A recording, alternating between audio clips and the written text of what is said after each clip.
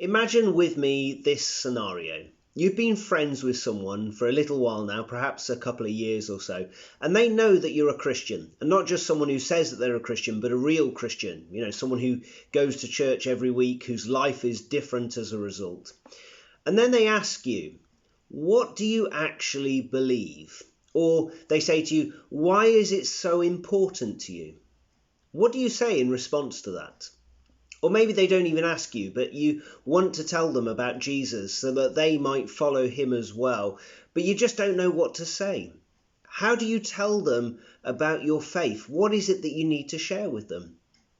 Well, maybe we can learn from someone who was very skilled at talking to people about Jesus. His name is Paul. Now, his situation is one that we're never going to find ourselves in ourselves. He was in a Jewish synagogue, and he was actually asked to share a message as a trained rabbi in the first century.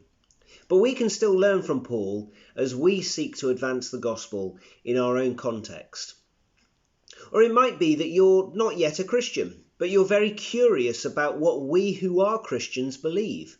What do you need to know about to really consider the Christian faith? Well, let's allow Paul's message to speak to each one of us in our own contexts. So Paul and Barnabas have been sent out by a church in Antioch, which is in modern-day Syria, on the border with Turkey. They've been sent to spread the message about Jesus everywhere they go so that people might follow him, so that they might form communities, churches of like-minded worshippers. They first land on Cyprus in the Mediterranean, which some of you will have visited on holiday, no doubt. And whilst there, one of the influential people on the island, he asks to see them and to hear their message, and he eventually comes to believe in Jesus for himself. From there they travel to Perga, a coastal town in modern-day Turkey, where one of their team leaves them. And then from there they go on to another town called Antioch, Pisidian Antioch, which is an inland town in Turkey. They go into the Jewish synagogue as it was a natural way of connecting with the locals, people who were like them as Jews. And probably because Paul was a highly trained rabbi, they ask him to speak after they've read from the law and from the prophets. And so Paul gets up and he spoke. Now, the first thing Paul does in what he says is to build anticipation for the gospel. The sense of anticipation that Paul is building is by saying Jesus is everything that you've been expecting and hoping for. Have you ever had one of those moments when you've been talking to someone, saying something to them, not realizing who they are, and it's been embarrassing as a result? One local radio producer in Los Angeles sent a letter to an artist. After listening to some of her music online, she thought that the artist had potential. So she offered to get this artist played on her local radio station, and even to get it played potentially on 150 radio stations around the world. The artist's name was Annie Lennox, who was internationally successful as part of the Eurythmics in the 80s, and then had international success as a solo artist in the 90s. And here was someone offering to launch her career. This radio producer clearly didn't know who she was talking to. Well, Paul knew exactly who he was talking to. He was talking to a group of Jews who were taught the Old Testament from birth, and people who were keenly interested in the Jewish faith and so had studied it for themselves as well. So because of their knowledge of the Old Testament, the first half of the Bible, Paul is able to build this sense of anticipation from the Old Testament scriptures. So in verse 17, he talks about how God chose the Jewish people to be a race from which would come one person who would fulfill all of their hopes. How he, God, showed them his protection and power to make them prosper and set them free as his people, how he even patiently endured their sin as he provided for their needs in the wilderness. And then in verse 20, he speaks about how God set a pattern for them of saviours called judges, and then of kings who would rule well. After the first bad one came along David, who, as God says of him at the end of verse 22, is a man after his own heart. Now, all of this so far is going to be resonating with those who are listening as they themselves are thinking of the hopes of the Bible for a promised king, the hopes that they were still waiting for, of someone from the line of David who will save and protect his people. This is all going to resonate with them. And then verse 23 is going to hit them square on. From this man, David's descendants, God has brought to Israel the Saviour Jesus, as he promised. It has happened, is what he says. All of those hopes culminating, finally realized in someone who has come, Jesus. He tells them about how before Jesus, John came, who was preparing the people, getting them ready, but how John always said, someone greater than me is coming, and that was Jesus, who has now come. So do you see what he's doing there? He's using their own sense of anticipation, and he's building it, showing how all of their hopes are met in Jesus. These are the hopes that God himself gave to the people. And so he's only using what God has given them to help draw them to Jesus. Now, when we think about reading that first half of the Bible, the Old Testament, many Christians find it hard going. It's hard to see the relevance sometimes, especially when it comes to things like purity laws or accounts of battles or lists of people's names and different nations around at the time. It is sometimes hard going. But Paul's message here makes the Old Testament come to life. He shows how it's not disconnected, irrelevant information, but how it's all the foundation for Jesus. It's all about him. It's all about how it's building up to him. And remembering that will help you when you read the first half of the Bible. But how is this helpful to us as we try to reach out to people who aren't yet Christians? How does it help us as we try and share the message of Jesus? Well, if we're talking to Jewish people, we can, of course, use Paul's example pretty directly. We can show them how Jesus fulfills all of the hopes of the Old Testament scriptures. This kind of practice may also apply to people who are brought up in churches and know their Bibles pretty well. But whoever we're talking to, we can still build that sense of anticipation in other ways, in God-given ways. You might be talking to someone about the latest series of Married at First Sight, about the quest to find someone to love. And that desire for love is something that God has given us. Why? Well, because ultimately we have been given a desire for a love that can only be met by God. He is the ultimate object of our affections and our desires. You might be in conversation with someone about some government decision, perhaps one that the person is dissatisfied with. Well, within us there is a longing for someone to lead us, someone who will lead us fairly, with integrity and honesty, with justice, and someone who cares for the needy as well. Now, no government gets this spot on, and so we can build that anticipation as we highlight that only Jesus can be the leader who does what is right. Maybe you know someone who's into self-improvement in a big way with all of the self-help books, or someone who's dismayed by humanity's lack of concern for the environment or global poverty or world peace, whatever else it might be. Well, you can convey that sense that humans are not what we were designed to be, but how Jesus is the perfect example of a human living a perfect life, and how he will renew his own people and one day make all of creation, all of nature perfect again. It's common to all humans that there are parts of us that have this sense of longing, this anticipation, even unknowingly, these hopes that could draw us to Jesus, that can only really be fulfilled in Jesus. There's something of the image of God in each one of us, an image that Jesus has come to restore in us.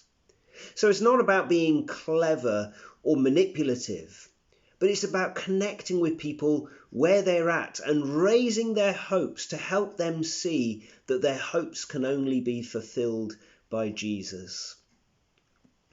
Well, the next thing Paul does is to make explanation of the gospel. The first thing he does in that explanation is to explain what actually happens, the facts of the gospel story. And it centres on the death and resurrection of Jesus, that he really did die, but he really did come back to life again. And so from verse 27, he talks about how the Jerusalem residents and rulers condemned Jesus even though he was innocent and had him executed. After he died, he was placed in a tomb. And then verse 30, that God raised him from the dead. He made him alive once again after he had died. And then notice how verse 31 gives evidence of the truth of all of this. In verse 31, and for many days he was seen by those who had travelled with him from Galilee to Jerusalem. They are now his witnesses to our people. So Paul points out that Jesus has actually been seen alive again. It's not a made-up story. There are witnesses to the fact that he has risen again. This is no fairy tale. This is not once upon a time, but this is real life events that Paul is talking about. So his explanation, first of all, is about what actually happened. But the second thing in his explanation is to explain why it happened. What is the significance of Jesus dying and rising again? It's a bit like when you're walking through an art gallery. You can look around and simply appreciate the beauty of all of the pictures and sculptures, and you admire the contents and think about the way that the artist has painted them. And you can just appreciate the simple face level of how things look. But if you go around an art gallery with a guidebook in hand and perhaps those headphones that they sometimes hand out that actually explain the paintings, then you get to know the significance of why the artist painted in the way that they did, or why they chose to include certain content in their paintings or sculptures. Well, Paul, if you like, he now pulls out the headphones as he explains the significance of who Jesus is, why he died and why he came back to life again. So he begins by using the second Psalm, Psalm 2, as his first point. And that is that Jesus is the King who is the Son of God sent to rule the world. That's what Psalm 2 is about. That is who Jesus is. He then refers to Isaiah 55 to point out that all of the promises of David were then promised to the king who would follow after him, the Messiah, which is Jesus.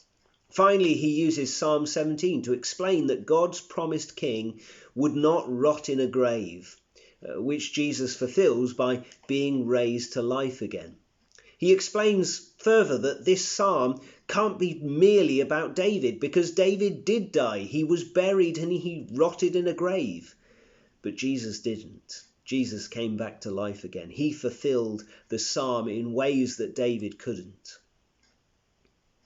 So when talking with others, it's not enough to simply share the facts about the gospel, that Jesus came and died and then came back to life again.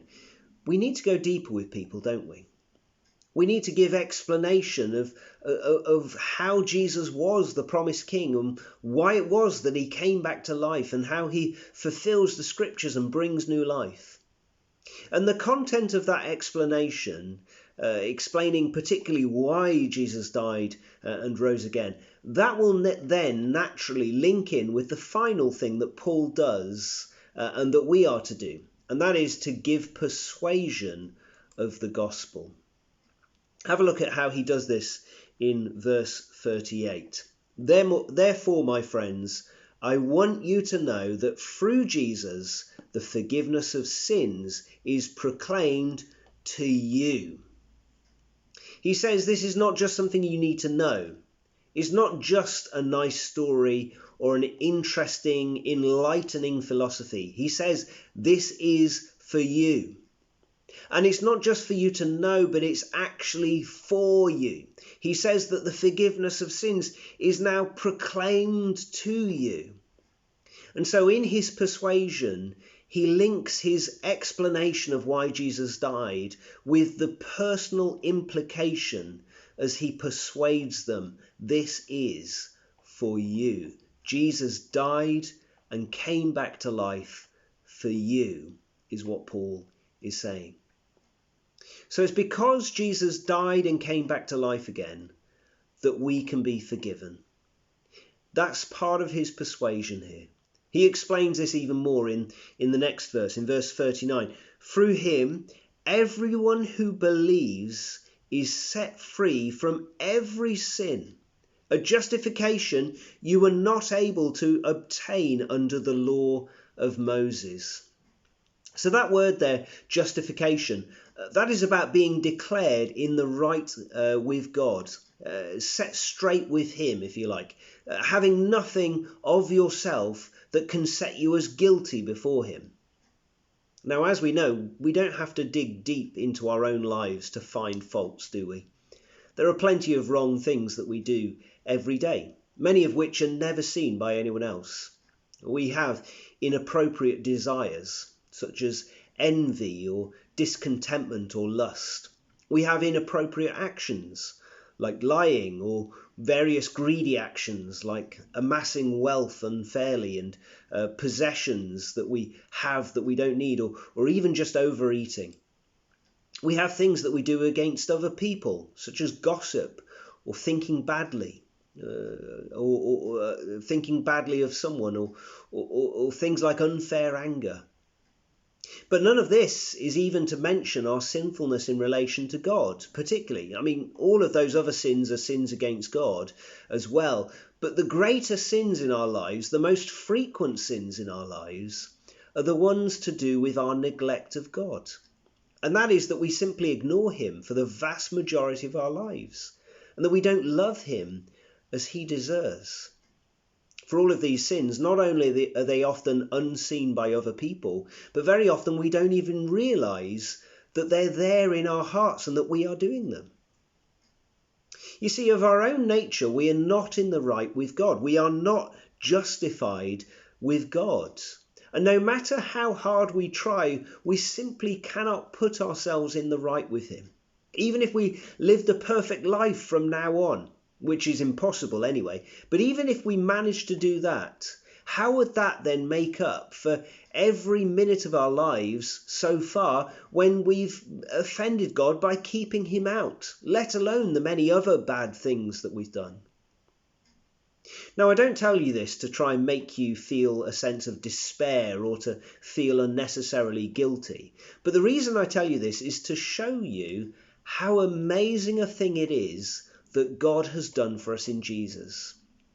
If you've never known this before, then this is what it means to become a Christian. To know that no matter how bad you've been, no matter how much you've shut God out of your life, no matter how much you feel like you can't make it up for what you have done, there is full and free forgiveness in Jesus because he died for us and came back to life to bring us a new life in him.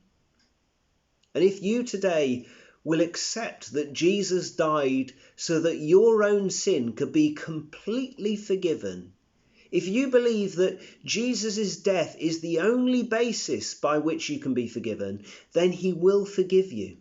He will put you in the right with God.